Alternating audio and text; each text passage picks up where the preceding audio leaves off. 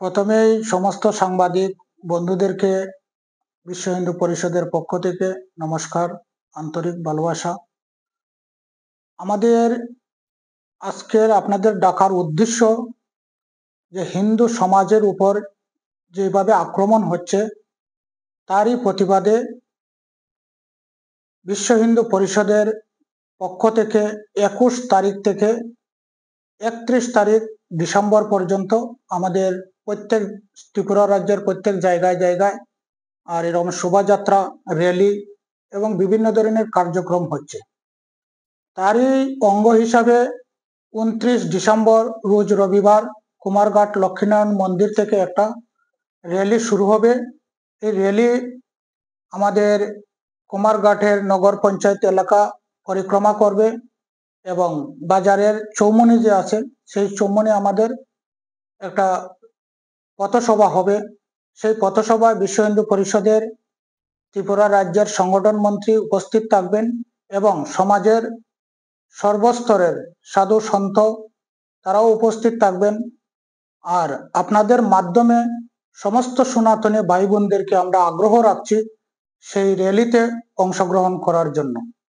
তাই আজকে যে মূল বিষয়, সেই র্যালিকে যাতে আমরা সমস্ত সনাতনী ভাই বোনরা আর এসে সেই র্যালিকে যাতে সাফল্যমণ্ডিত করে তোলার জন্য এটাই আমাদের মুখ্য উদ্দেশ্য।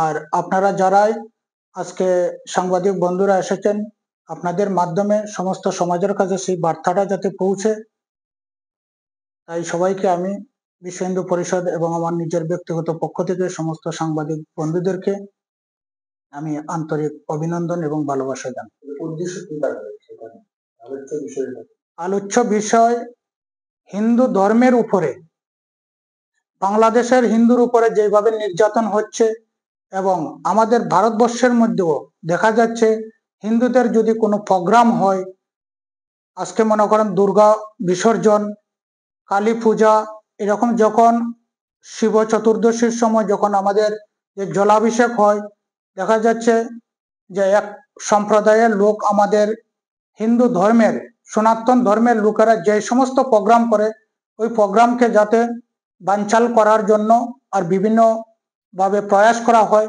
তাই সমস্ত সনাতনী ভাইদেরকে একত্রিত হয়ে আর সনাতন ধর্মকে, নিজের ধর্মকে রক্ষা করার জন্য, এর জন্যই আমাদের এই র্যালি বা বৈঠক হবে। মানুষজন কোথায় উপস্থিত থাকবেন?